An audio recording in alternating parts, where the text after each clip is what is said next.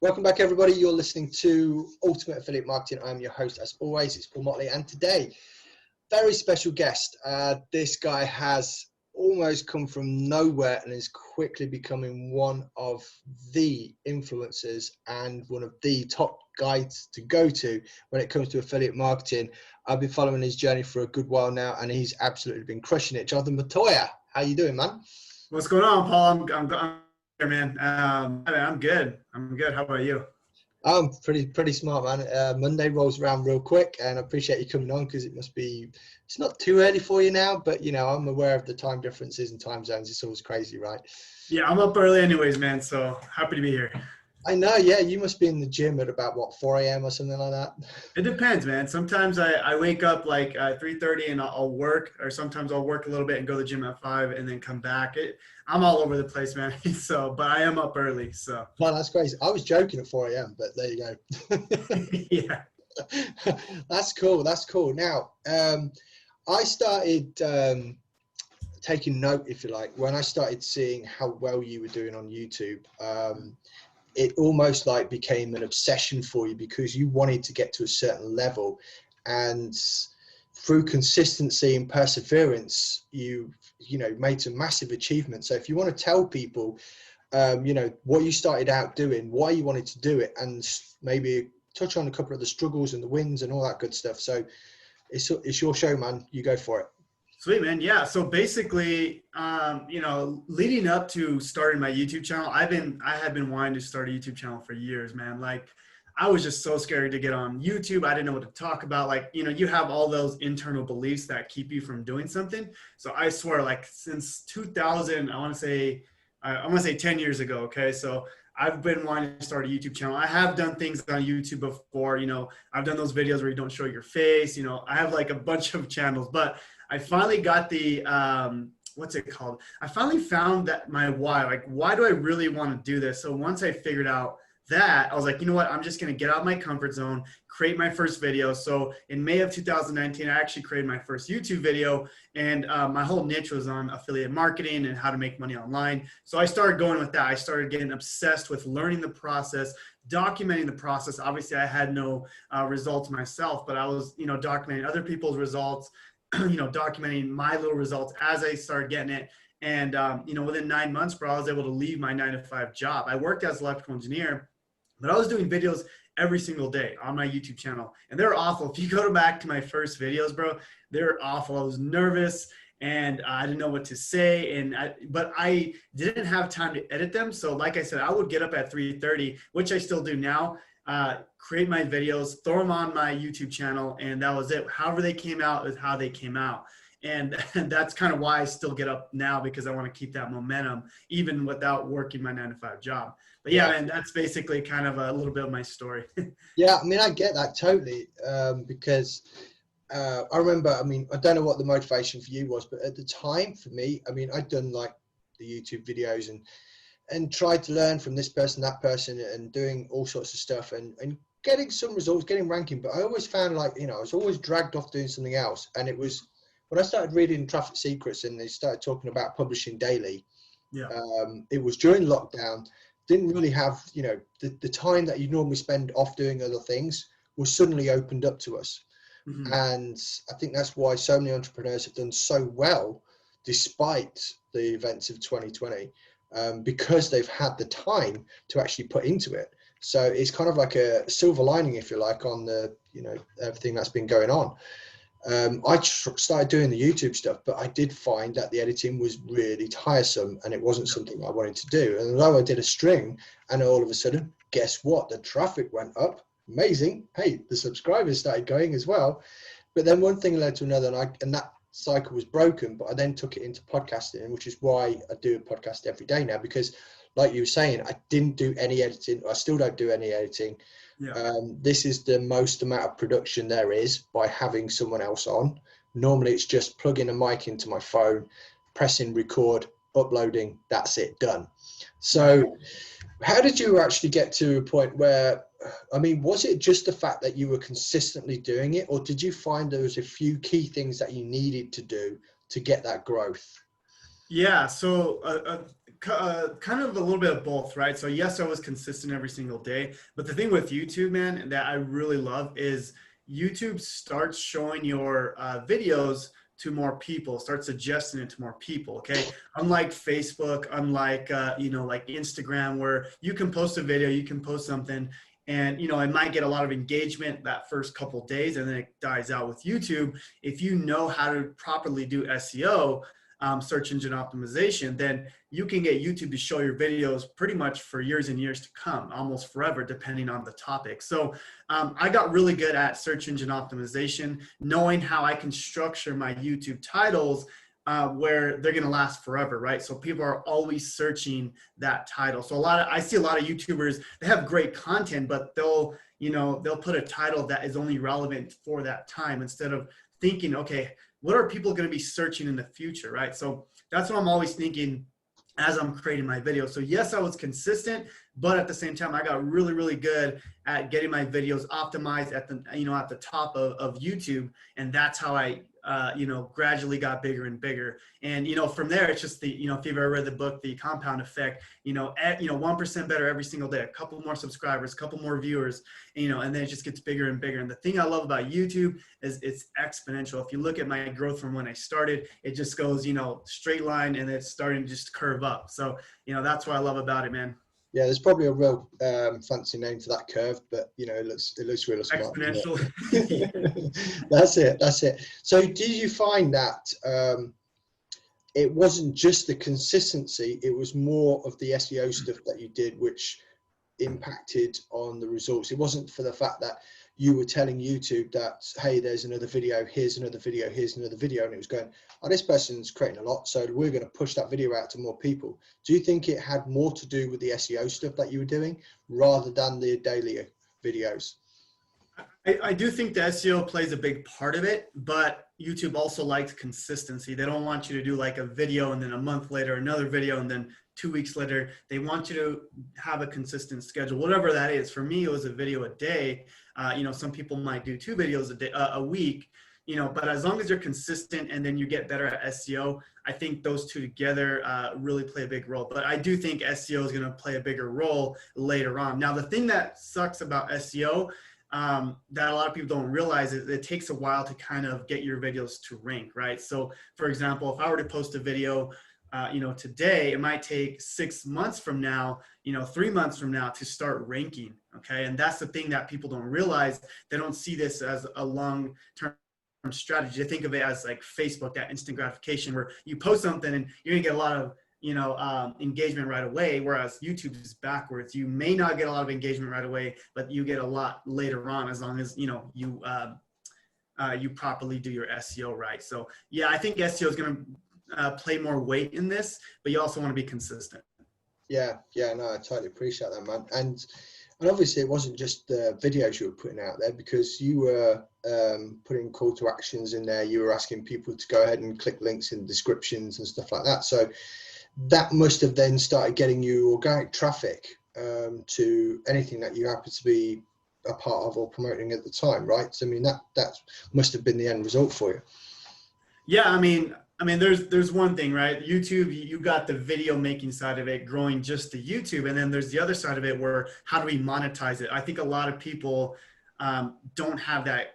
Some people have like a huge channel, but they don't know how to properly monetize. So I kind of had a little bit of both, right? I had my videos growing, but I had a proper way to get them to like a way where I can build my email list, I can build my messenger bot list, my Facebook group. So I was building all my assets, right? All my lists using YouTube. YouTube is my #1 driving, traffic platform. Okay. And that's how I get people into my world. But I think what a lot of people don't know how to do properly is how do you monetize that audience, right? I was able to hit 6 figures before I even hit like 1,000 subscribers. And that's because, I was doing high ticket affiliate marketing, high ticket one-on-one coaching. And, you don't need a big following on YouTube. You really don't. You just have to have a really good way to monetize that audience, right? So I think there's a lot of people don't know how to properly monetize their. No, I think you're exactly right in that. And I think when people come into like the make money online space and they start seeing YouTube as a method to do that, they get so transfixed on the money that YouTube might pay them. Yeah. for the videos and the video views and the subscribers they've got. And it's a totally backwards way of thinking, because that's nice on the back end. But like you said, have you made like a ton of money even before you had 1,000 subscribers, because you had the strategy in place to monetize that using high ticket affiliate programs and high ticket one-on-ones. Yep. So I think that's what people have got to realize, is that you don't need a lot of subscribers. You don't need a huge amount of video views. You need the right subscribers and the right people to view the videos. And I think that is where most people fall over on. Yeah, no, that's totally right, man. A lot of people just want to monetize their channel, right? They just want to get that YouTube ad revenue. I always just say that's just the tip jar. You should never monetize that way. I mean, you can, but you're just kind of wasting your time, right? So yeah, it's perfect, man. Must be a pretty good tip jar though, right? I mean, you're doing okay with it.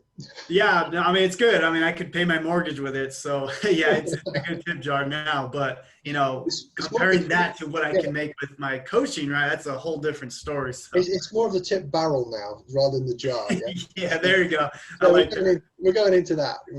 And next is going to be the tip pool. So you can yeah, and see, as I grow, that tip pool and it'll just become bigger, right? And then hopefully my real monetization will get into the 7, maybe 8 figures one day. That's the goal, man.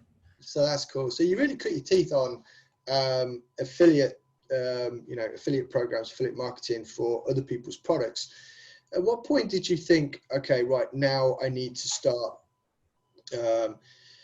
sharing with people, whether it be through coaching or your own programs, or was that something that you always wanted to do? I mean, I've always wanted to have a course. I've always enjoyed coaching people. Like before I even did affiliate marketing, I was doing personal training. I did, I actually had my own fitness course as well, which was low ticket. That's why I kind of stopped with that. But yeah, I mean, I always enjoyed it. And as far as affiliate marketing, it was a whole different world for me. So when I got into it, for me, it's like, okay, let me learn this myself. Let me get results for myself, which I did. Then, people started asking me, okay, do you do mentoring? So that's how I got into my one-on-one coaching. And now I have a lot of people that want mentoring, but that takes so much time, right? So how can I scale my time? That's with the digital course. So that's kind of my next phase in my journey. So, and then we'll get into the kind of the group coaching type things. But yeah, it's kind of like that's kind of my progression, right? Like I want to learn, get someone results, and then kind of put that into a course. That's like my whole progression. Yeah, no, I appreciate that. I mean, the guy who used to be my personal trainer, his big thing was trying to get himself out of the gym, because there's only so many hours a day, and his own training as well, because he competed and stuff like that. He was spending anything between 10 and 12 hours a day in the gym. Yep. And and it's brutal, and sometimes I guess it can be repetitive, just hanging over the weights, counting 1 to 5 or 1 to 3 or 1 to 10 while people are huffing and puffing and stuff. And I mean, I actually got him started using a platform, which is software as a service called ClickFunnels, and he was the very first person I signed up as well. And I would do anything to talk about marketing rather than do another set, right? So that's awesome, man. That was kind of like how it all started out, and I've helped him grow and he's gone now he does group coaching each month, and he's now earning more than he was doing one-to-one, and now he's not in the gym at all other than his own training. So he's completely gone away from it. And I'm always saying to him, says, we need to scale it up, because dude, I'm happy with what I'm doing. I'm earning more money than I was before, and I'm only having to go and train in the gym a couple of hours a day for myself. Right. I can stick my headphones on. I don't have to talk to anybody. He knows what he does now. Yeah, that's good, man. I mean, that's how you really scale up, right? I mean, because you can't scale one-on-one. You really can't unless you clone yourself, right? So. Oh, exactly. Yeah, and that was the thing. He even had that conversation with me as well. He says, well, maybe I could open a school of trainers, but then ultimately it's a filtered version of myself. Yep. It's only someone that I've told how to do it. It's not me. They won't have the same passion. They won't have the same drive or goal. And I think that is, in some degrees, that actually impacts back on us as course creators, because we have the passion, we have the goal to help other people. It's up to them what they do with it. And and you'll know this, and you'll find this out once you get your course up and running, and everyone starts coming in. You'll see the stats of how many people actually don't log in that have purchased, B, log in and complete like 5%, and then a large portion won't actually complete it all at all. And I've spoken to Spencer Meekum about this, and he goes, yeah, I just don't get it, but it is what it is. So that's all the fun side of course creation.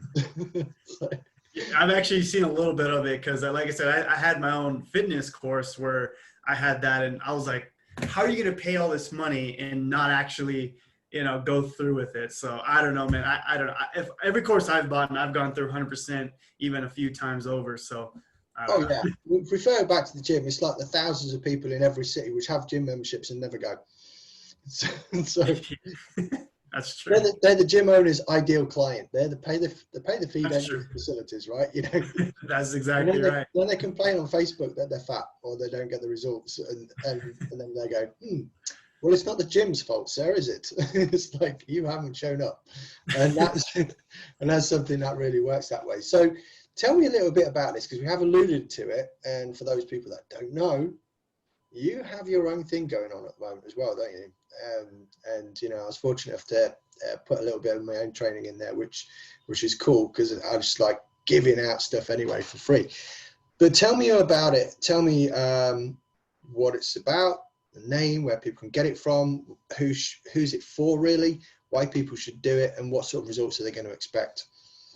Sure, man. Yeah. So basically, it's a full-fledged affiliate marketing course from A to Z, right? How to start your business with affiliate marketing. Now, a little bit about it just before I get into it is, I've taken a bunch of courses before, right? I've taken probably like over 10 courses by now.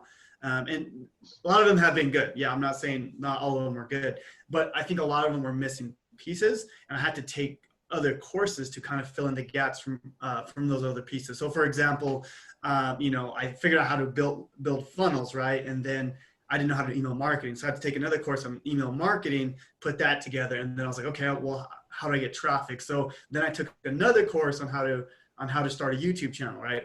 So my goal with this course is to have everything that they need to build an affiliate marketing from beginning to end, right? All the questions that you have, all the little questions that you have is answered in this course, right? From, what is affiliate marketing to how to create your affiliate marketing funnels, how to create your automated email sequences. And then I go really deep into traffic, right? So my main goal, or my main source of traffic, is obviously YouTube. So I have a whole module on YouTube, and then I go into Facebook traffic. I go into TikTok traffic, which is a lot of people are really enjoying that part of it. And then I also go into paid ads, right? This is how you scale from your free marketing, and how you really get how you scale up to the 6 and 7 figures. So that is basically my whole course. And of course I have some bonuses in there, how to create a website, and how to do launch jacking. If you guys don't know what launch jacking is, basically, if there's like an upcoming launch, how do we get our stuff ranked before the launch even occurs? That's a great way you can make money with affiliate marketing. So a lot of cool bonuses in there. Obviously yourself, I have you in there as a module itself. I also have, Nathan Lucas in there. He's doing a whole module on Google SEO. I have Alex Branning in there. He did, I think, over $500,000 in affiliate sales. He's doing a module on how to create an offer. And then I have Joshua Ong. Okay. He's doing a whole module on how to do Facebook traffic. So yeah, man, it's a full-fledged course. So, just talking about it is pretty long. So it's pretty in depth,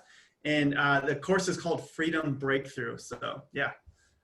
Man, it sounds awesome, and I've been privileged enough to actually be on the inside of that and have a look. And yeah, there is some proper content there. We're not talking about the usual fluff where someone's going to talk about themselves for half an hour and then show you one thing at the end. We're talking about you press start on the video, bang, we're right into the content. This is it. And that is one of the things that does make a big difference, because we've all been there, like you say. We've been on courses where you end up skipping some parts of the video because you just think, this is them talking about themselves again. Let's get to, they're telling a story for 10 minutes about themselves. What time they went marlin fishing or something like that. And, let's just get to the meat. Let's just get strip everything else away and get to the actionable content that we can use. And that is one of the things that I really love about the way that you put the course together, the way that you built the buzz around it, and the way that it should be done. In my opinion, that's the best way it should be done. And we're going to make sure that we include the links in the show notes. I have to speak that really slowly, Jonathan, mainly because people forget to start looking in the show notes to get their free stuff or access to the content, and it's very much like, when you're doing YouTube videos, how many times do you reference links in the description? Yeah, you have to always have that call to action. I have one basically in the middle and in the end, sometimes in the beginning. So all throughout the video, man. Yeah, that's it. I mean, you'll know that as well through looking through your YouTube stats that, there's a quite a big drop off from the first couple of seconds or first minute or so. So if you only put your calls to action at the end, 80 or 90% of the people watching the video are never going to see it. So you do have to have that little bit at the front there, which is, encouraging why we're doing this right at the end. So yeah, we did well with that. But I do find that a lot of times with the podcast, people will listen to the whole episode. So that's good. Anyway, dude, listen, I appreciate you coming on. You're crushing it. I'm admiring from afar. I can't wait to see you absolutely explode well beyond my capacity and everyone else that I know. We're going to include those show notes. Make sure you do click on that link as well. But for now, Jonathan, man, it's been awesome. Thanks for coming on. I appreciate it, Paul. Thank you.